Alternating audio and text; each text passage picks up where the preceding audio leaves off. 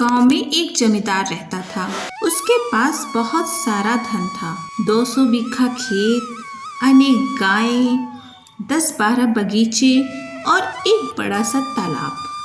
अनाज से उसका घर भरा रहता था। बर्तन भर भर के दूध, दही, घी रहता था। 100 टोकरी रोज बगीचे से फल आता था। तालाब में अनगिनत मछलियां थी। जमींदार के चारों तरफ से धन ही धन था। बगल के गांव के लोग भी उससे अनाज, फल, मछलियां आदि लेने आते थे। उसे किसी भी चीज की कमी नहीं थी। उसका जीवन एकदम आराम से चल रहा था। जमींदार का एक बेटा था, राम प्रसाद। जमींदार के मरने के बाद कामकाज का सारा जिम्मा राम प्रसाद पे ही आ गया। राम प्रसाद को घर बैठे ही सारी सुविधा मिल रही थी, तो वह बहुत खुश था। कुछ दिनों बाद धीरे धीरे उसके धन में कमी होने लगी। अन्न भंडार खाली होने लगा। गायों का दूध कम हो गया। बगीचे से फल मिलने बंद हो गए। तालाब से मछलियां गायब होने लगी। अब राम प्रसाद दुखी और परेशान रहने लगा। धीरे धीरे उसकी तबीयत भी खराब होने लगी। उसके तबीयत के सुनकर उसका हाल चाल पूछने के लिए एक गुरुजी उसके घर आए। राम प्रसाद ने उनको बहुत अच्छे से स्वागत किया और सेवा में कोई कमी नहीं छोड़ा। लेकिन गुरुजी बिना बताए ही समझ गए कि राम प्रसाद ठीक नहीं है। वह अंदर ही अंदर बहुत परेशान है और उसी की वजह से बीमार भी पड़ा हुआ है। फिर भी उन्होंने राम प्रसाद से पूछा, क्या हुआ बेटा, सब ठीक तो है? तुम बहुत उदास लग रहे हो। तब उसने कहा, क्या बताऊं गुरुजी, कुछ समझ में नहीं आ रहा है। मेरा सारा धन दौलत खत्म होते जा रहा है। इसी की चिंता से मैं बीमार हो गया हूँ। अब आप ही कुछ उपाय बताइए जिससे मेरा सारा धन दौलत पहले जैसा हो जाए। तुम चिंता मत करो, सब ठीक हो जाएगा। सबसे पहले तुम मुझे अपनी दिनचर्या बताओ। गुरुजी, चिंता के कारण रात में जल्दी तो नींद आती नहीं है, इसलिए सुबह देर तक सोता रहता हूँ। फिर स्नान करता हूँ, उसके बाद भोजन, फिर दोपहर में सो जाता हूँ। फिर जब सो करके उठता हूँ तो शाम के समय अपने मित्रों के साथ बिताता हूँ। फिर रात को जब बिस्तर पर जाता हूँ तो वही चिंता सताने लगती है, इसलिए मुझे सोते सोते देर हो जाती है। क्या तुम कभी अपने खेतों में घूमने जाते हो? नहीं गुरुजी, मैं कभी नहीं जाता हूँ। मेरा सारा काम मेरे नौकर चाकर करते हैं। गुरुजी समझ गए कि अपने कारोबार का देखभाल न करने के कारण इसकी यह बुरी हालत हुई है। उन्होंने उससे कहा कि मेरे पास एक उपाय है।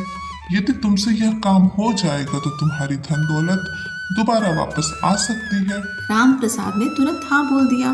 फिर गुरुजी ने कहा, सप्ताह में किसी एक दिन स्वर्ग से बहुत ही सुंदर अद्भुत चिड़िया आती है, जो सुबह 4 बजे तुम्हारा बड़े वाले तालाब के दूसरे किनारे पर बैठती है। वह इतनी सुंदर है कि उसे देखते ही किसी भी इंसान का सारा दुख दूर हो जाता है और वह सुखी, स्वस्थ और संपन्न हो जाता है। यदि तुम एक बार भी उसका दर्शन कर लोगे तो तुम्हारा सारा दुख दूर हो जाएगा और तुम एकदम पहले की तरह स्वस्थ हो जाओगे और तुम्हें कभी धन दौलत की कमी भी नहीं होगी। सबसे पहले तुम्हें सुबह उठकर अपने भंडार घर, गौशाला, खेतों, बगीचों को प्रणाम करते हुए तालाब के पास पहुंचना है। वहां सप्ताह में किसी भी दिन तुम्हें वह स्वर्ग वाली चिड़िया दिखाई दे सकती है। गुरुजी इतना बोलकर अपने घर वापस चले गए। दूसरे दिन राम प्रसाद सुबह 4 बजे उठकर सबसे पहले अपने भंडार घर की ओर गया। वहां उसने देखा कि उसका एक नौकर 4 आदमियों के साथ भंडार घर से चावल की कुछ बोरियां निकालकर वहां खड़ी बैलगाड़ी पर लाद रहा है। जब वह नौकर राम प्रसाद को देखा तो डर के मारे थर-थर कांपने लगा और माफी मांगने लगा। राम प्रसाद ने उससे चावल की बोरियों को ले लिया और नौकरी से निकाल दिया। फिर वह बगीचे की ओर गया। वहां जाकर देखा कि बगीचे की रखवाली करने वाला अपने पूरे परिवार के साथ टोकरी में फल भरकर अपने घर की ओर ले जा रहा है। और जब वह अचानक राम प्रसाद को देखा तो उसके होश उड़ गए। राम प्रसाद ने उसे भी नौकरी से निकाल दिया। आगे जब वह अपने खेतों में पहुंचा तो देखा कि उसके ही गांव के कुछ लोग खेतों से अनाज के कट्ठर अपने सर पर लेकर जा रहे हैं। राम प्रसाद को देखते ही वह लोग अनाज की कटरी फेंकी और वहां से भाग गए। इसके बाद वह तालाब के पास पहुंचा। वहां कुछ लोग तालाब में जाल डालकर मछलियां पकड़ रहे थे। राम प्रसाद को देखते ही वह जाल छोड़कर भाग गए। राम प्रसाद बहुत देर तक वहां उस चिड़िया का इंतजार किया, लेकिन वह चिड़िया उसे कहीं दिखाई नहीं दी। फिर वह वापस अपने घर आ गया। राम प्रसाद अपने पुराने नौकर को निकाल कर दूसरे नौकर को काम पर रखा। दूसरे दिन जब वह दोबारा उस अद्भुत चिड़िया को देखने निकला तो उसने देखा कि भंडार घर के सारे नौकर सो रहे हैं, कोई कुछ काम नहीं कर रहा। फिर उसने सबको जगाया और अच्छे से काम करने को कहा। इस तरह सब जगह घूम घूम कर देखा और सबको अच्छे से काम करने को कहा। तीसरे दिन जब वह सुबह बाहर निकला तो देखा कि उसके सारे के सारे नौकर बड़ी लगन से काम कर रहे हैं। कोई भी नौकर आलस से नहीं कर रहा है, लेकिन उस दिन भी उसे अद्भुत चिड़िया दिखाई नहीं दी। एक हफ्ते के अंदर ही उसके घर की स्थिति में काफी सुधार हो गया। सब हरा भरा हो गया, भंडार घर अनाज से भर गया, गाय अधिक से अधिक दूध देने लगी, खेतों में फसल लहलहाने लगा और तालाब में मछलियां भी दिखाई देने लगी। लेकिन अभी भी वह चिड़िया दिखाई नहीं दी। एक दिन फिर गुरुजी राम प्रसाद के घर आए। राम प्रसाद ने खुशी खुशी उनका स्वागत किया। इस बार उसके पर उदासी नहीं बल्कि खुशी दिख रही थी। गुरुजी ने उससे पूछा, कैसे हो? सब ठीक चल रहा है ना? और वह सर्व वाली अद्भुत चिड़िया दिखी कि नहीं दिखी? नहीं गुरुजी, आपके कहे अनुसार मैं रोज तालाब के पास जाता था।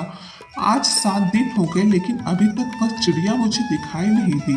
तब गुरुजी ने कहा, क्या तुम्हें पहले से ज्यादा अनाज, फल और दूध नहीं मिल रहा है? हाँ गुरुजी, ये तो है। यह सब चीजें मुझे पहले से अधिक मात्रा में मिलने लगी हैं और अब मुझे कभी थकावट नहीं होती, बल्कि पहले से और ज्यादा स्फूर्ति आ गई है। पर गुरुजी, आप मुझे ये बताइए ना कि अभी तक मुझे उस अद्भुत चिड़िया का दर्शन क्यों नहीं हुआ?